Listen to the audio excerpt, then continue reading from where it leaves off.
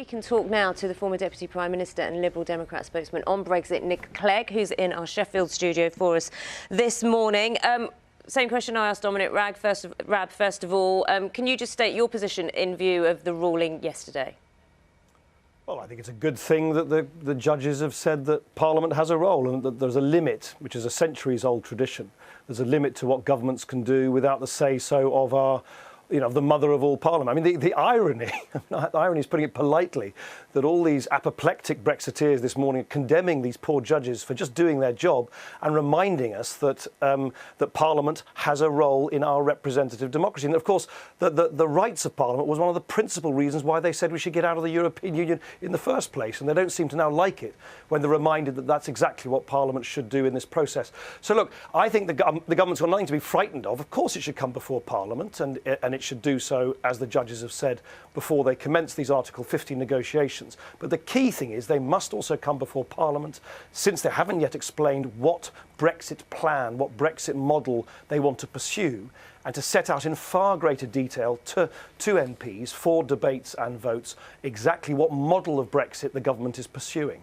So would Parliament be voting on triggering Article 50, or would it be voting on potential legislation or the potential implementation of Article 50? Would there be more negotiations? So I think you're right to draw a distinction between the sort of very narrowly strict issue, which is Article 50, which is basically it's like a stopwatch. Article 50 is just a timetable. It's just a 2-year timetable, and when you start it, the clock starts ticking for 2 years, and at the end of which, in one way or another, the United Kingdom leaves the European Union. You're quite right in your question to imply that as part of that process, people like me will argue that there's no point sort of pressing the button on a stopwatch if the government doesn't first tell you, where the finishing line is and what they're trying to do in completing the race that isn't that has the started. Problem? Apologies for interrupting, but isn't that the problem? Theresa May needs to have a process of negotiation over 2 years with European leaders. Now, you've got to let the process begin before the negotiations can begin. Well, you can only have that process, of course. This is the point. Unless you explain to people, the British Parliament, and indeed the rest of the European Union, what you are trying to achieve. You can't have a negotiation if you don't tell people what you're trying to achieve. And the reason why, the Daily Mail and all these Brexiteers are so apoplectic this morning is because what's coming back to haunt them is the dishonesty with which they won the argument in the first place. They knew what they were against, the European Union, but they didn't know what they were for. Time is now running out. The government now needs to explain what it is for. Does it believe we should be in the single market or not? In the customs union or not?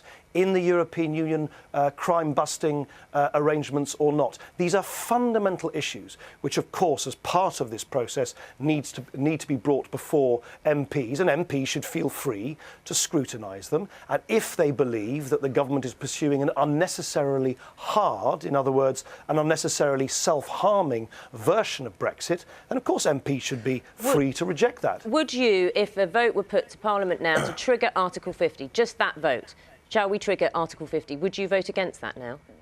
You can't trigger Article 50 without knowing what you are triggering it for. That's the point. They are inseparable. If you weren't given that option, what would you vote? No, that's not going to happen, because there's going to be legislation which we can amend. So the question is not, are you going to trigger Article 50?